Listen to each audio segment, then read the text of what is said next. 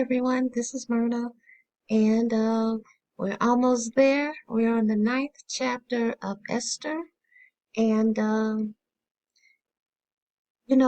it relates to today. I think it's kind of like I told you before. I think that the Savior gave the story of the Good Samaritan, and he also spoke to the woman at the well, the Samaritan woman. I think it's trying to tell you that God uses the mixed people too. Even though he doesn't call the mixed people the same as the Israelites, he does still use them in different ways. And so I think that that applies to today, and that more and more people are beginning to say, well, mixed is not black. And yeah, I do tend to agree. The Bible pretty much says the same thing. But still, I think the Father honors that these people are descendants of his chosen people, and he looks out for them. And I think in the North Americas and maybe South America too, where the Atlantic slave trade had repositioned people, I think that, well, I can definitely speak for North America that biracials and people, mixed race people, have served as kind of a barrier or a buffer between black and white, and that I do think that a lot of the people that they called black were actually biracial when they say the first great this or the first person to do that, first black person to do that rather, was probably a biracial person. I think that you also have to look at it like biracial means they're just as much non-black as they are black, but still they are being persecuted to a certain extent and oppressed by their their parents to a certain extent. Not that first generation, what I mean socially, these people are just as much the children of the oppressors as the oppressed, but sometimes that gave them certain privileges, which, well, they're the they're the oppressor's children. You kind of expect that they would. But at the same time, the oppressor will not allow them to call themselves white like them. So the only place they could go and be treated not quite as good as the oppressors, but definitely better than the slaves, and still be able to call themselves slaves, the oppressed people rather, and still get the benefits, some of the benefits of having some people to sometimes look down on. Now, admittedly, no, all mixed people do not look down on other black people, but colorism is just another offshoot of racism, and it does exist. It is real.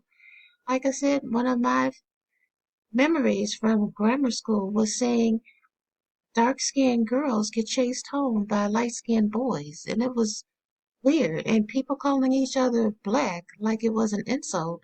And I remember thinking, but it's the black race. How is that a bad thing if they're black? And why does everybody think this is normal?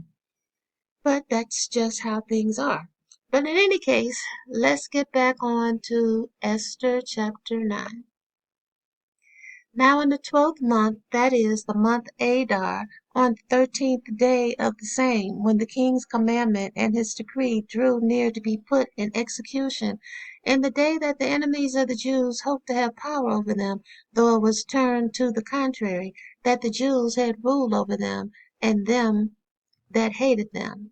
The Jews gathered together themselves together in their cities throughout all the provinces of the king Ahasuerus to lay hand on such as sought their hurt, and no man could withstand them, for the fear of them fell upon the people.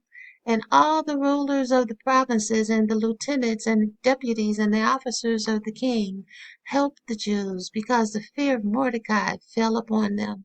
For Mordecai was great in the king's house, and his fame went out throughout all the provinces, for this man Mordecai waxed greater and greater. Thus the Jews smote all their enemies with the stroke of the sword, and slaughter, and destruction, and did what they would unto those that hated them.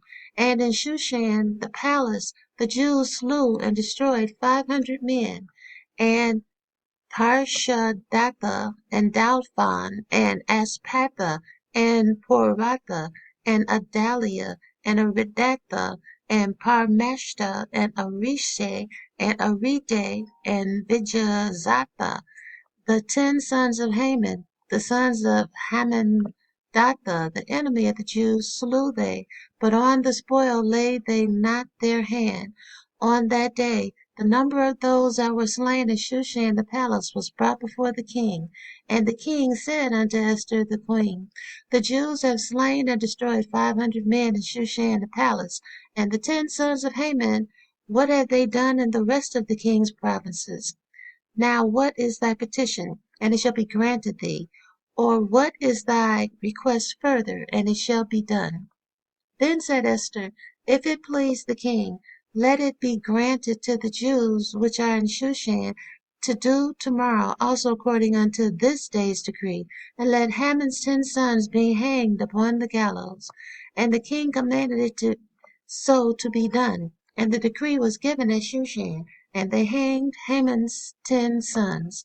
For the Jews that were in Shushan gathered themselves together on the 14th day also of the month Adar, and slew 300 men at Shushan, but on the prey they laid not their hand. But on but the other Jews that were in the king's provinces gathered themselves together, and stood for their lives, and had rest from their enemies, and slew of their foes 75,000, but they laid not their hands on their prey. On the 13th day of the month Adar, and on the 14th day of the same, rested they, and made it a day of feasting and gladness. But the Jews that were at Shushan assembled together on the 13th day thereof, and on the 14th thereof, and on the 15th day of the same they rested, and made it a day of feasting and gladness. Therefore the Jews of the villages that dwelt in the unwalled towns made the 14th day of the month Adar a day of gladness and feasting, and a good day, and of sending portions one to another. And Mordecai wrote these things, and sent letters unto all the Jews that were in all the provinces of the king Ahasuerus, both nigh and far, to establish this among them, that they should keep the 14th day of the month of Adar, and the 15th day of the same yearly, as the days wherein the Jews rested from their enemies, and the month which was turned unto them from sorrow to joy, and from mourning into a good day, that they should make them days of feasting and joy, and of sending portions one to another, and gifts to the poor.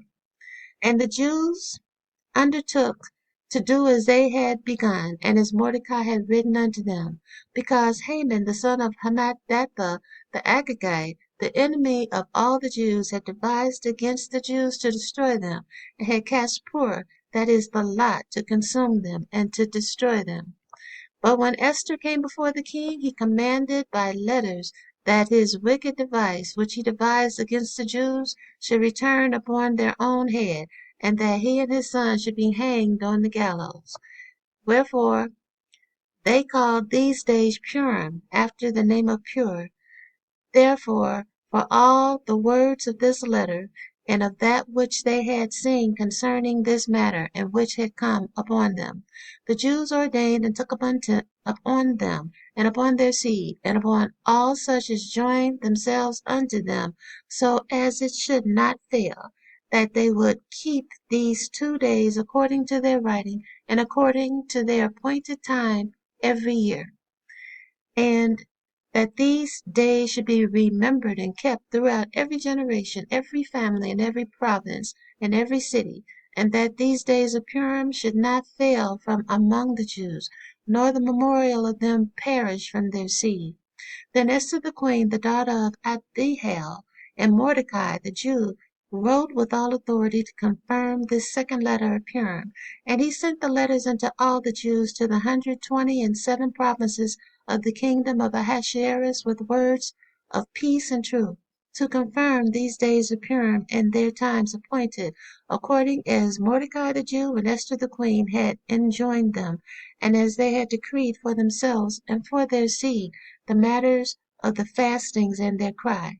And the decree of Esther confirmed these matters of Purim, and it was written in the book.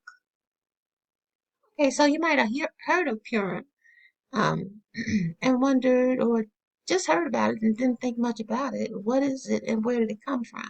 So now we know that it comes from the Israelites being able to fight for themselves and not just be slaughtered while they were living in Persian lands. So, to me, the story of Esther really does think about the power, to me, present the power of beauty.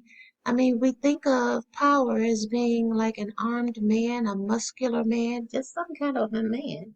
But I think Esther is saying, no, women have power too. God made women beautiful for a reason because you don't have physical strength, but you can use what you do have. That is what I'm saying here. And I have made a point of saying that I think that Esther and Mordecai possibly were mixed because of where they came from, because Joshua didn't eliminate all the people he that he had been instructed by the Most High to do. Instead, they did tend to kind of marry among the Israelites, and that um, Esther came from the tribe of Benjamin, and they definitely did that with the Jebusites. So it's kind of hard to tell, but I do think that, and this is not saying that I think light is prettier than dark. No, I think there's pretty everywhere you go, but people do tend, except for black people do tend to favor people who look like them. Period. That's just how it is. And maybe how it should be, because nations have a certain look, but black people don't like to admit to our looks because we've been told they're horrible. And so we will favor people who don't look like us. Like I said, I one of my memories of grammar school is a dark-skinned girl being chased home. So in any case, like I said, I do think that part of Esther is the power of femininity, the power of beauty. Very often women are told that you're weak or useless because you're measuring women against standards that are meant for men. We are not men. And I think that men have been told that they should rule over everything, but men are not women. They don't know how women feel. And I think to a certain extent don't really care. They kind of want women to just give them what they want and hush. But I don't think that's what the Heavenly Father wanted. And I think Esther is kind of telling you that as a woman you do have power. And maybe you should use it. Well, not maybe. I think anything that the Most High gives you, you're probably supposed to use. But I do hope you enjoyed this. I have enjoyed reading it, and I have one more chapter to go, and then we're done. So if you have any questions or comments, please let me know. And I'm always giving all of you a great big hug. May not know it, may not, I I am an Aquarius. I know I mention that a lot, but to me it explains a lot why I get certain kind of behavior from people that I think, well, I didn't even do anything. I just showed up and they acted like that. But in case you can't tell, I do really love talking to you, and I'm always giving you all a big hug. And when I'm not making videos, I feel like, what is wrong with you? You should be making videos. So get out there and say what you feel and what you think. And I really think that, there was room in the garden for Adam and Eve, and there's room on the earth for man and woman. We just have to appreciate each other. So you guys take care and have a great rest of your day.